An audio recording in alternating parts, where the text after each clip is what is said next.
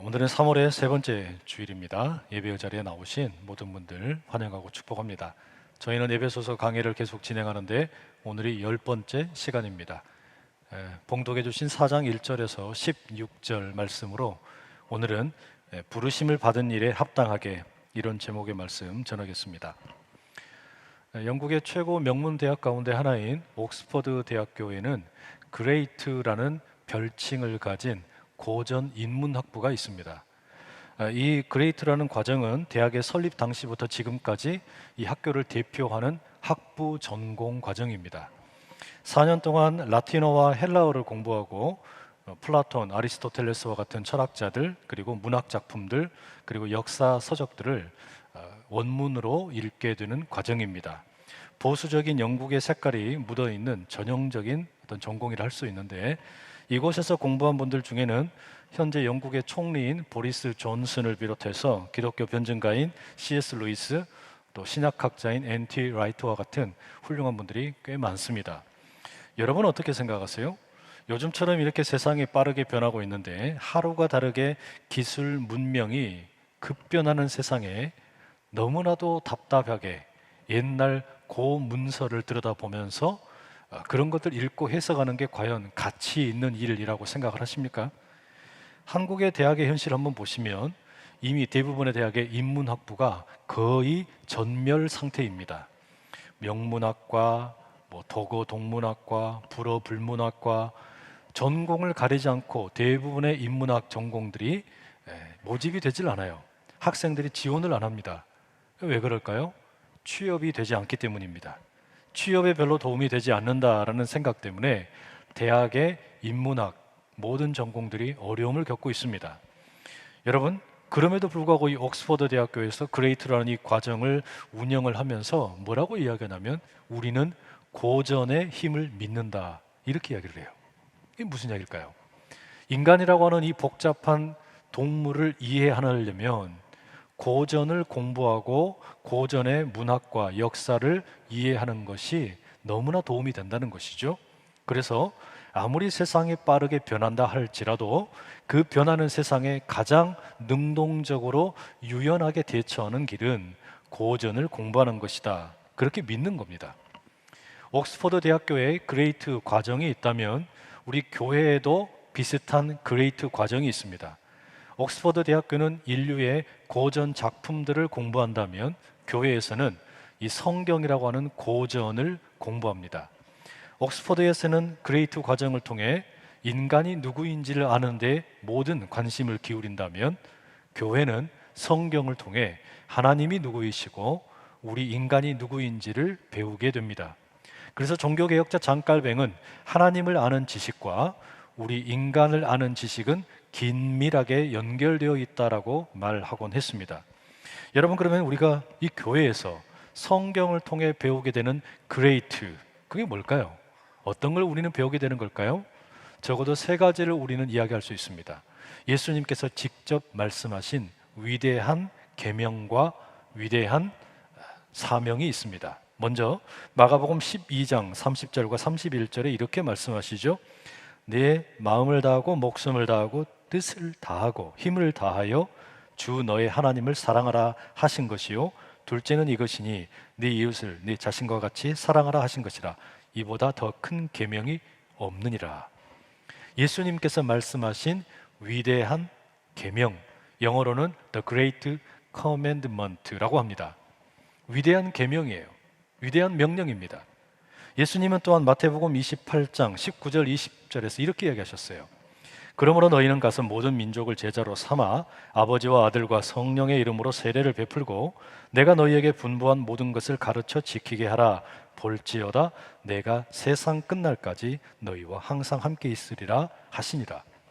이 말씀을 우리는 흔히 위대한 사명 또는 위대한 위임이라고 말합니다. 영어로는 The Great Commission이라고 말합니다. 마지막 또 하나의 그레이트가 있어요. 그게 뭘까요? 저는 그걸 복음이라고 생각을 합니다. 영어로 흔히 복음을 우리가 good news라고 그러죠. 좋은 소식이라는 거예요. 그런데 복음은 그냥 좋은 소식이 아닙니다. 이 복음은 위대한 소식입니다. 그래서 그냥 good news가 아니라 great news입니다. 하나님께서 예수 그리스도를 통해 구원과 평화의 일을 이루셨다라는 것은 정말로 위대한 일입니다. 정리해 보면 옥스퍼드의 그레이트 과정은 인류의 여러 고전 작품들을 통해 인간이 누구인지 알기를 원합니다. 교회는 성경이라고 하는 고전을 통해 하나님이 누구이시고 그리고 우리가 누구인지를 알려고 합니다. 우리는 그 과정 가운데서 먼저 복음을 배웁니다. 그레이트 뉴스, 하나님께서 행하신 일을 듣고 그리고 거기에 대한 반응으로 예수님께서 명하신 바 그레이트 커맨드먼트, 위대한 명령과 그레이트 커미션, 위대한 사명을 부여받게 되는 겁니다. 이것이 에베소서를 읽는 데 있어서 우리에게 큰 도움을 줍니다. 에베소서는 총 6개의 장으로 이루어져 있는데 1장에서 3장과 4장에서 6장으로 정확하게 나누어지게 됩니다. 1장에서 3장까지가 한마디로 요약하면 하나님의 이야기입니다. 4장에서 6장까지는 에베소의 성도들의 이야기, 확대하면 우리들의 이야기라고 말할 수 있습니다.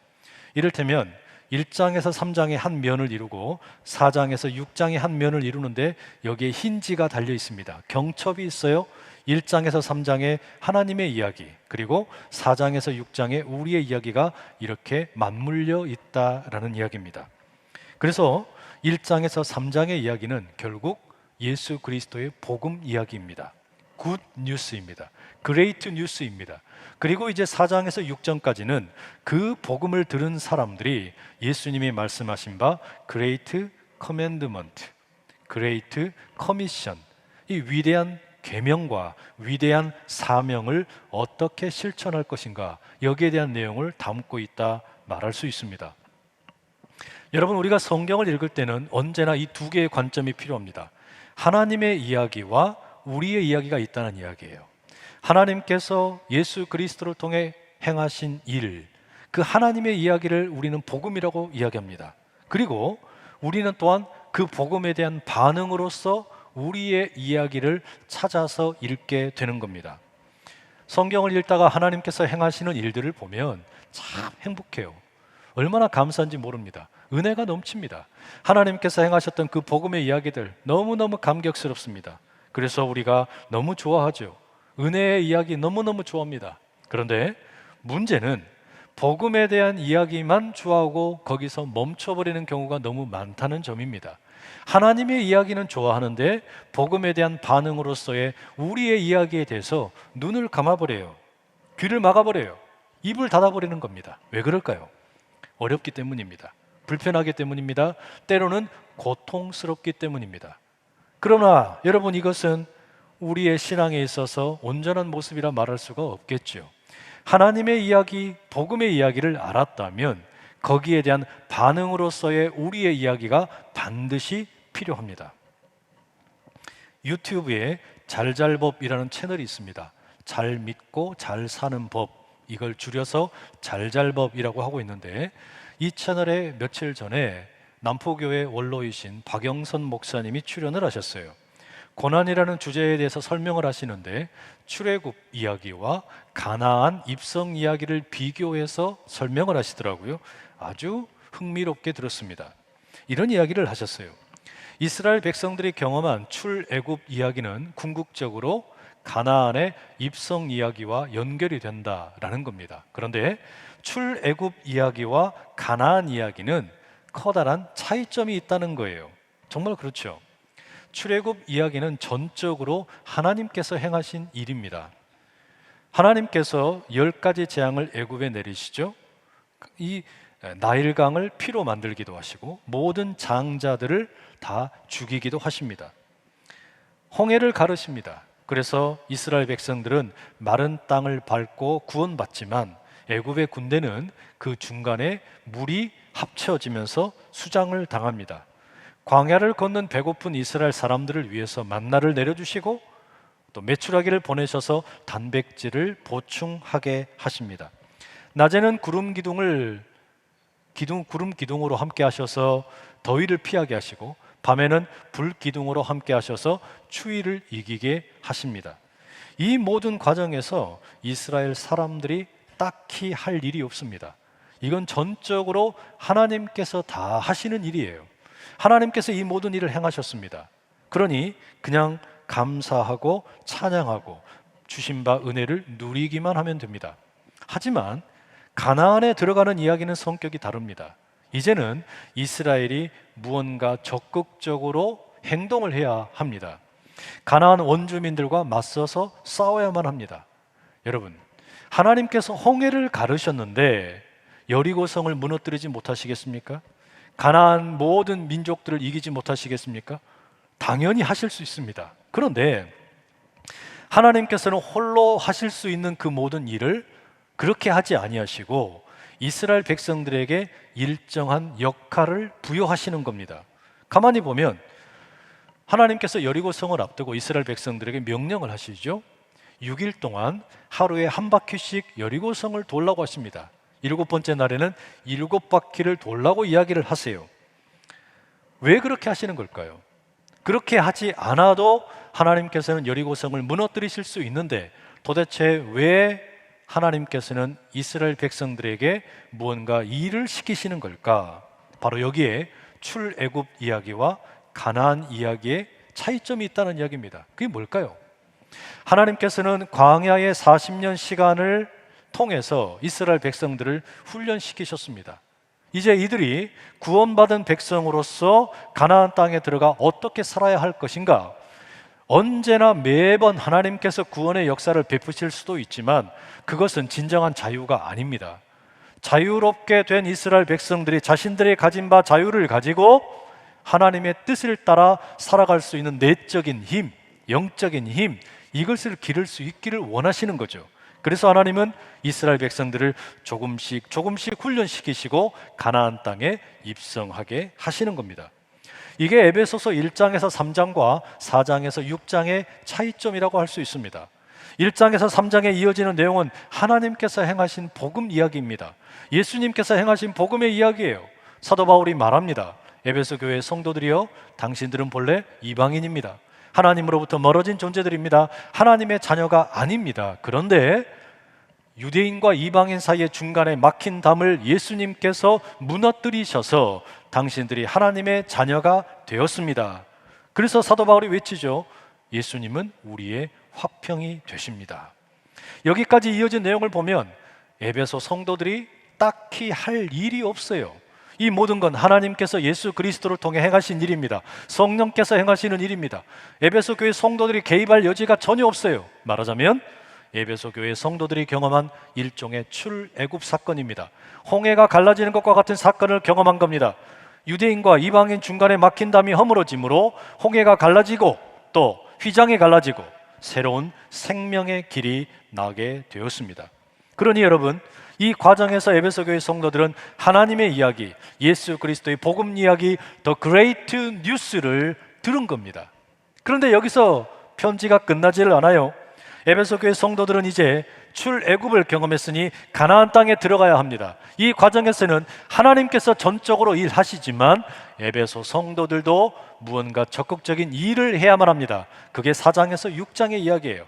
에베소 교인들의 이야기고 오늘 우리들의 이야기, 달리 말하면 복음에 대한 반응이라고 말할 수 있습니다. 여러분, 여기서 가나안에 입성하던 당시에 이스라엘의 형편을 한번 가만히 보십시오. 여호수아의 리더십 하에 이스라엘 백성들이 가나안 땅에 들어갈 때 가장 무서운 적이 무엇이었을까요? 이스라엘 민족이 여리고에 들어갈 때, 그리고 아이성을 만날 때, 그리고 가나안의 수많은 족속들과 만나서 싸울 때에 가장 큰 적이 누구였습니까? 자기 자신이었어요. 자기 자신이 가장 큰 적이었습니다. 가나안의 원주민들이 아닙니다. 블레셋 사람들이 아닙니다. 가장 큰 적은 언제나 이스라엘 민족 자신이었습니다. 여호수아 7장에 나오는 아간의 범죄를 생각해 보십시오. 하나님의 말씀에 대해서 불순종하게 되고 이기적인 마음을 품으면서 어떤 비극이 찾아옵니까? 광야에서 40년 동안 그렇게 훈련을 했는데 이제 하나님의 백성으로서 영적인 능력을 가지고 하나님이 내게 주신 바 이 자유, 구원으로 주어진 이 자유를 가지고 멋지게 하나님께 응답하며 살라고 부르셨는데 이들이 만나게 된 가나안 땅에서의 현실은 달랐습니다. 하나님을 사랑하고 이웃을 사랑하는 것이 광야 40년 훈련의 정점이었습니다. 그런데 무슨 일이 생깁니까? 가나안 땅에서 전쟁이 벌어집니다. 피비린내 나는 전쟁이 벌어졌습니까? 누군가가 이스라엘 사람들이 많이 다치고 쓰러졌습니까? 아니요. 전혀 그런 일이 없어요. 우리는 그저 너무나 작은 부분, 성을 한 바퀴 돌 뿐이었고, 두 바퀴 돌고 마지막 날에 7바퀴 돈 것밖에 없는데 하나님이 성벽을 다 무너뜨리셨어요. 기가 막힌 승리입니다. 그리고 그 성에 들어갔더니 온갖 좋은 은금 보화가 가득합니다. 가축이 가득합니다. 너무너무 좋아요. 그런데 하나님이 말씀하셨어요. 그 모든 재물과 그 모든 은금 보화는 하나님에게 다 바쳐라. 이때 아간이 고민을 합니다. 눈에 보이는 이 은금 보화를 보니까 욕심이 생기는 겁니다. 그래서 일부분을 감추어 두게 되었습니다. 하나님의 말씀에 대한 불순종이고 이기적인 마음으로 인한 범죄가 일어난 겁니다. 그 일로 인해서 무슨 일이 생깁니까? 아이성에 갔던 자신의 형제들이 죽습니다. 다칩니다. 패배하고 말았어요. 여러분, 이게 뭘 말하는 겁니까? 하나님께서 이스라엘 백성들을 광야 40년 훈련시키신 그 모든 일들이 물거품이 될 위기에 처한 겁니다. 에베소서 4장에서 6장도 마찬가지예요. 1장에서 3장까지 하나님이 베푸신 은혜, 예수 그리스도의 그 복음, 너무너무 놀라운 이야기들인데 이게 4장에서 6장까지 이어지는 가운데 복음에 대한 건강한 응답이 없게 되면 앞에 나오는 1장에서 3장 이야기는 다 헛것이 되어버리는 거예요. 영적인 전쟁에 있어서 우리의 가장 큰 적은 악한 사탄 마귀가 아니에요. 세상에 뭐 다른 누군가가 아니에요. 우리 자신입니다. 내 자신이 영적인 전쟁의 가장 큰 적이라는 이야기예요. 저는 지난 열흘 정도 코로나 확진으로 인해서 자가격리 생활을 했습니다. 사람들이 오미크론은 별거 아니라고 그러고 세상에서 다 그렇게 이야기하길래 그냥 별거 아닌 줄 알았는데 겪어보니까 별게 아닌 게 아니에요. 꽤 아프더라고요. 불편하기도 하고 지금도 후유증이 상당합니다. 쉽게 피곤해지고 머리가 어질어질합니다. 코로나 확진으로 인해서 집에 이렇게 그냥 격리되어 있으니까 몸도 갇혀 있지만 사실 더 힘든 건 뭐였냐면 이 마음이 편하지 않았습니다. 뭐가 불편하게 만들었나? 내 마음을 불편하게 만든 게 뭐였나? 여러분, 이거였어요. 교회의 말이라는 게 과연 진짜 힘이 있을까? 설교자의 말이 힘이 있을까? 목사의 말이 설득력을 갖고 있을까? 자괴감이 들었어요. 이번 주에 목회 데이터 연구소에서 보내준 통계 자료를 보니까 한국 사회 갈등에 대한 의식 조사가 담겨 있었습니다. 한국 사회 갈등 해소 센터라는 곳에서 2021년 한국의 국민들이 한국 사회의 갈등에 대해서 어떻게 생각하나 이 조사한 내용을 발표한 겁니다. 수년째 대한민국 국민 10명 가운데 9명은 한국의 사회는 심각한 갈등 사회라고 응답을 하고 있습니다. 10명 중에 9명이 우리가 살고 있는 이 세상이 너무너무 갈등이 심하대요. 국민 대부분이 한국 사회를 갈등 사회라고 인식을 하고 있습니다. 이건 뭐 누구나 다 아는 이야기니까 그런가 보다 할 수 있어요. 근데 제 마음을 힘들게 했던 것은 그 다음에 나오는 항목이었습니다. 뭐라고 되어 있었냐면 이 갈등을 극복하고 사회를 통합하기 위해서 중심적인 역할을 해야 하는 사회 주체는 누구냐? 이렇게 물었어요. 이 질문에 대해 꼴등이 종교단체입니다. 정부가 40%의 응답을 받고 국회가 38%, 언론이 27%, 노조가 16%인데 종교단체에 대해서는 4%만이 사회 통합을 위해 역할을 해야 한다. 응답을 한 겁니다. 기가 막히죠. 간단히 말하면 세상이 일반 국민들이 종교에 대해서 관심이 없다는 이야기예요. 목소리를 듣지 않는다는 이야기입니다. 종교 기관에서 뭐라고 떠들고 다니든지 간에 관심 없다는 이야기예요. 결국 여러분 그게 뭡니까? 기독교에서 뭐라고 이야기하든 교회에서 뭐라고 떠들든 다 우리끼리의 그냥 말잔치일 뿐입니다. 사회에 아무런 영향력이 없어요. 사회에 뭔가 어떤 긍정적인 역할을 할 거라고 기대 자체가 없다는 이야기입니다. 사춘기 자녀들이 부모의 잔소리만 들으면 그냥 문 닫고 들어가 버리는 것처럼 교회가 뭐라 그러든지 말든지 세상은 귀를 기울이지 않는다는 이야기예요. 이건 종교가 스스로 자초한 면이 큽니다. 특히 기독교의 책임이 커요. 교회의 책임이 크다는 이야기입니다. 국민들이 보기에 이 교회는 갈등을 통합하거나 사회를 안정적으로 만드는 그런 어떤 단체라기보다는 갈등을 증폭시키고 편가르기를 하고 다투게 하는 일에 앞장서는 것처럼 보인다는 이야기입니다. 그러니 무슨 사회 통합에 대한 기대감이 있겠습니까? 전혀 없는 것이죠. 물론 교회 외에도 이와 같은 갈등을 조장하는 사람들이 많습니다. 이상한 루머를 만드는 유튜버들 얼마나 많은지 몰라요. 이상한 사람들이 많아요. 정치인들도 하나같이 다 이상한 것 같아요. 언론도 마찬가지예요. 제대로 된 검증도 하지 않고 그냥 방송을 합니다. 결국 모두가 다 갈등으로 먹고 사는 사람들처럼 보입니다. 그러다 보니 제 마음에 자괴감이 들더라고요. 평화에 대해서 외치는 게 도대체 무슨 의미가 있을까? 하나 되자라고 외치는 것이 무슨 의미가 있을까? 성경대로 살자라는 이야기가 무슨 힘이 있을까? 아무 힘이 없어 보여요. 아무런 의미가 없는 것처럼 들리는 겁니다. 자괴감이 찾아오는 겁니다. 도대체 우리는 뭐 하는 걸까? 그래서 코로나에 확진되어 집에 머무르는 동안에 마음이 많이 힘들었어요. 그런데 하나님은 진짜 이상한 분이에요. 이상해요. 나는 마음이 그렇게 별로 좋지도 않고 자괴감이 드는데 설교를 준비하기 위해서 에베소서 해당하는 본문을 찾아서 읽는데 하나님이 저를 막 꾸중을 하시는 거예요. 저는 에베소서를 지금 강해를 하고 있기 때문에 이걸 어디 중간을 띄어서 넘어갈 수가 없어요. 순서대로 읽어가는 중입니다. 해당하는 본문 4장 1절에서 16절을 찾아 읽어가는데 하나님께서 저를 막 꾸중하시는 거예요. 하나님께서 막 뭔가를 나무라시는 겁니다. 뭘 나무라시는 거였냐면 세 가지 말씀드리려고 그래요. 첫 번째는요, 하나님이 우리를 부르셨다는 사실을 기억하라는 겁니다. 1절 말씀 제가 읽어드릴게요. 그러므로 주 안에서 갇힌 내가 너희를 권하노니 너희가 부르심을 받은 일에 합당하게 행하여. 1장에서 3장까지 하나님의 이야기, 예수 그리스도의 복음 이야기를 마친 바울이 4장부터 우리들의 이야기, 우리가 어떻게 해야 되는가, 이 이야기를 들려주는데 그 첫 마디가 뭐냐면 자신이 감옥에 갇혀 있다는 것을 다시금 상기시키면서 이렇게 말합니다. 너희가 하나님의 부르심을 받았다는 것을 기억해라. 이 구절에서 저의 이 마음을 콕콕 찌르는 게 뭐였냐면 너희라는 말이었어요. 이 너희라는 단어가 저를 아주 이 불편했던 마음을 하나님께서 책망을 하시는 단어였습니다. 무슨 이야기냐면요, 하나님이 저한테 이렇게 말씀하시는 것 같았어요. 요한아, 내가 너만 부른 거 아니다.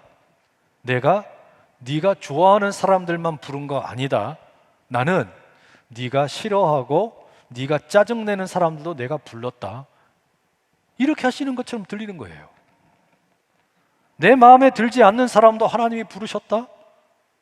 내가 지금 아주 그냥 목사 취급하고 싶지 않은 그런 사람도 하나님이 부르셨다?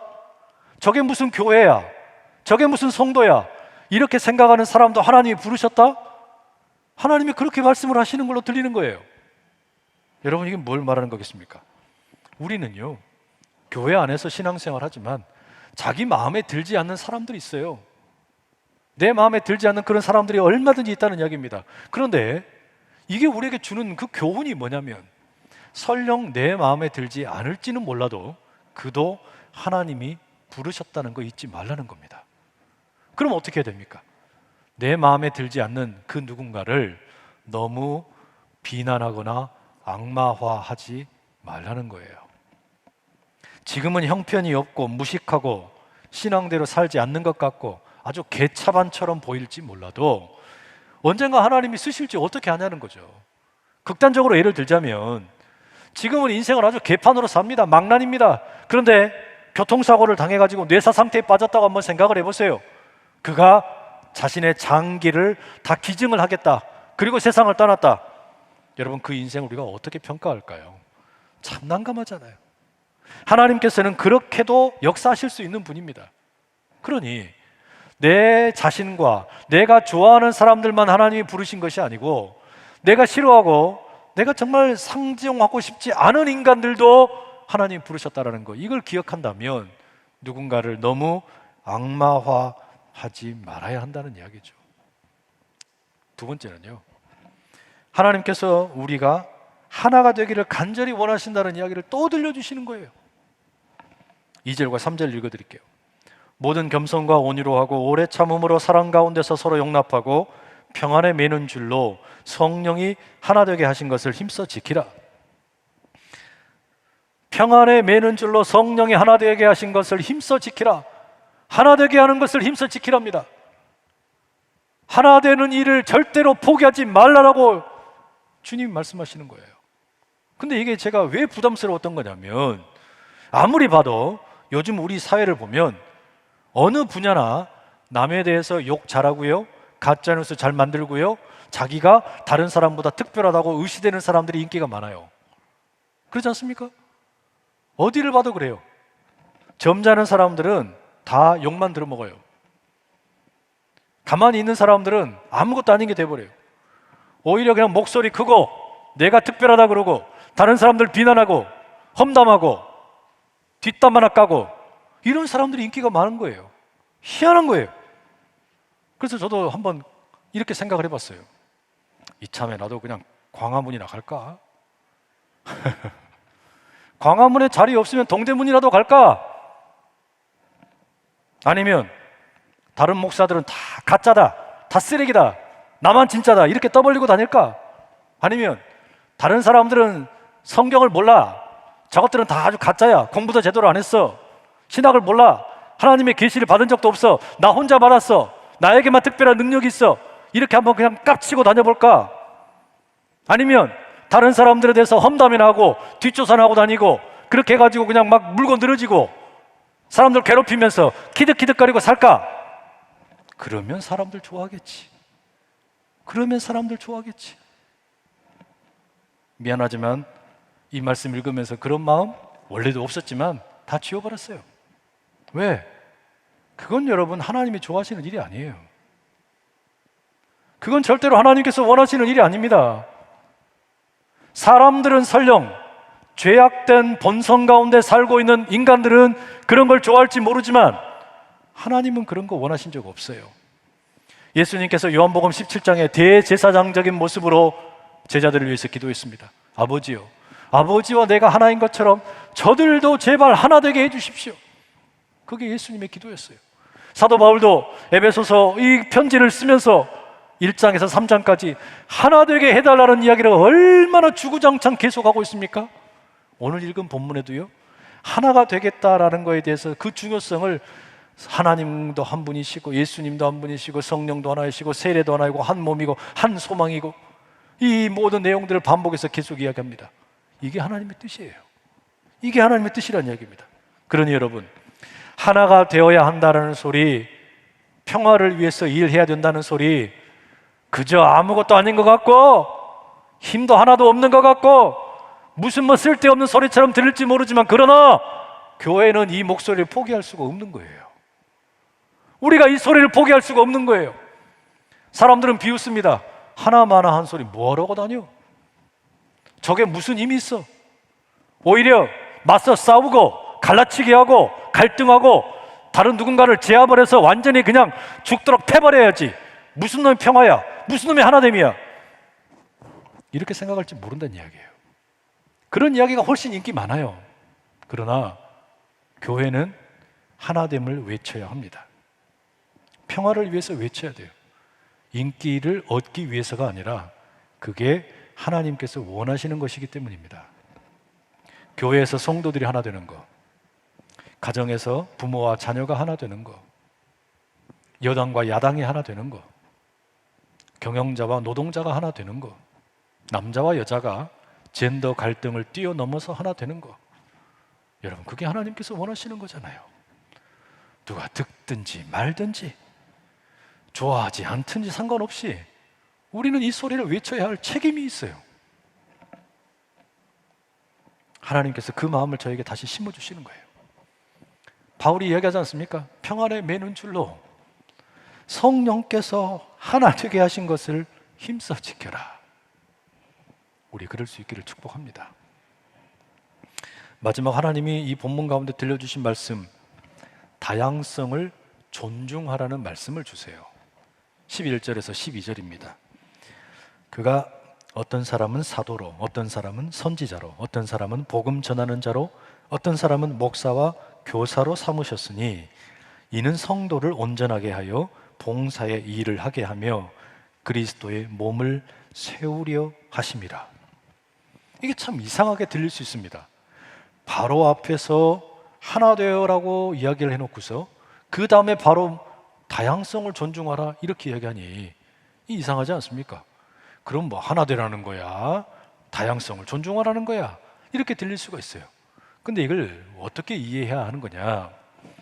여러분, 우리가 은혜라는 것을 이해할 때 두 가지로 이해할 수 있어요. 구원의 은혜가 있고 섬기는 은혜가 있습니다. 구원의 은혜라고 하는 것은 모든 사람에게 차별 없이 임하는 겁니다. 마치 해가 뜨면 악인이든 선인이든 동일하게 해가 영향을 미치고 비가 내리면 모두에게 동일하게 비가 영향을 미치는 것처럼 구원의 은혜는 모두에게 영향을 미치는 겁니다. 이 구원의 은혜에 있어서는 우리가 하나가 되어야 돼요.